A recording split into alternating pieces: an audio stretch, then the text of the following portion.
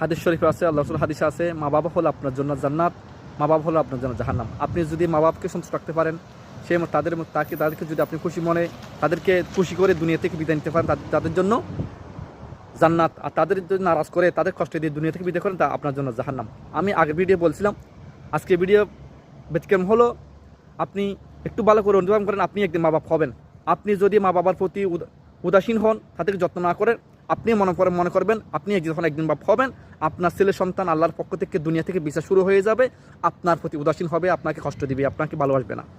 এটাই বাস্তবতা। মানেন কি না মানেন, হয়তোবা আপনি আজকে শক্তি আছে অনেক, আপনার ছেলে সন্তান এখনও ছোটো ছোটো, আপনি এখন জোয়ান, আপনার শরীরের মধ্যে এখন জোয়ানকির শক্তি আছে, আপনি অনেক কিছু করতে পারেন, অনেক কিছু করতে পারেন।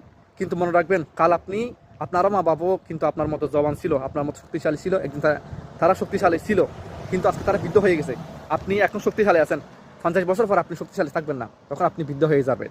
তখন মনে রাখবেন, আপনার ছেলে সন্তান আপনি যেরকম ব্যবহার করছেন আপনার মা বাবার জন্য, আপনার ছেলে সন্তান আপনারা ঠিক কেমন ফিরিয়ে দিবে আল্লাহর পক্ষ থেকে। এই দুনিয়া থেকে আপনার জন্য আযাব হিসাবে, সাজা হিসাবে দুনিয়া থেকে শুরু হয়ে যাবে। তাই এখন সজাগ হয়ে যান, যাদের মা বাবা আছেন তাদের জন্য তাদের ভালোবাসার জন্য চেষ্টা করবেন, আপনার সামর্থ্য অনুযায়ী তাদের জন্য খরচা করার চেষ্টা করবেন। আর যাদের মা বাপ নাই তাদের জন্য দোয়া করবেন। বিরুল ওয়ালিদাইন ইহসান, আল্লাহ রাসূল হাদিসে আছে, বিরুল ওয়ালিদাইন ইহসান, তোমরা মা বাবাদের প্রতি ইহসান করো, তাদের প্রতি বৃদ্ধকালে শব্দ করো না, তাদেরকে কষ্ট দিও না। তাদেরকে যদি খুশি করে রাজি করে তাদেরকে দুনিয়া থেকে বিদায় করতে পারো, তোমার জন্য জান্নাত ওয়াজিব হয়ে যাবে। হে আমার উম্মতেরা, তোমরা মা বাবার প্রতি উদাসীন হইও না। আল্লাহ রাসূল হাদিসে এরকম আছে। ভিডিওটি যদি আপনাদের আমার কথা দ্বারা যদি কোনো আল্লাহর বান্দা যদি মা বাবাদের প্রতি সন্তুষ্ট থাকে, মা বাবাদের অবহেলা থাকলেও ভুল বুঝে যদি সঠিক পথে আসে, তাই ভিডিওটি শেয়ার করবেন।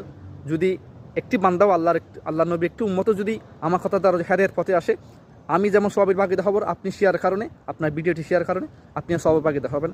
পরিশেষে সবাইকে আল্লাহ মা বাবার ভালোবাসা মহত্ব বোঝার তৌফিক দান করুন। আসসালামু আলাইকুম ওয়া রাহমাতুল্লাহি ওয়া বারাকাতুহু।